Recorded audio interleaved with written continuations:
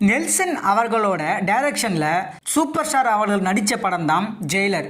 இந்த படம் ரிலீஸ் ஆகி கிட்டத்தட்ட 650 கோடி வரைக்கும் கலெக்ட் பண்ணி மிகப்பெரிய ஹிட் ஆச்சு. அதை தொடர்ந்து இப்போது ஜெயிலர் 2 படத்தோட அனௌன்ஸ்மெண்ட் விட்டுருக்காங்க.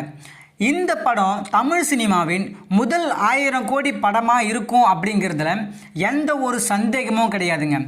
எப்படி சொல்கிறேன் அப்படின்னா, டோலிவுட்டில் ரிலீஸ் ஆன பாகுபலி 1 600 கோடி வரைக்கும் கலெக்ட் பண்ணுச்சு.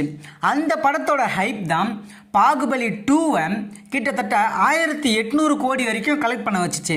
அதே மாதிரி சாண்டில்வுட்டில் ரிலீஸ் ஆன கேஜிஎஃப் கிட்டத்தட்ட 100 கோடி மட்டுமே கலெக்ட் பண்ணுச்சு. ஆனால் அந்த படத்தோட ஹைப் தான் கேஜிஎஃப் 2வை 1000 கோடி அடிக்க வச்சுச்சு. ஸோ ஜெயிலர் 1 ரிலீஸ் ஆகி கிட்டத்தட்ட 650 கோடி வரைக்கும் கலெக்ட் பண்ணுச்சு.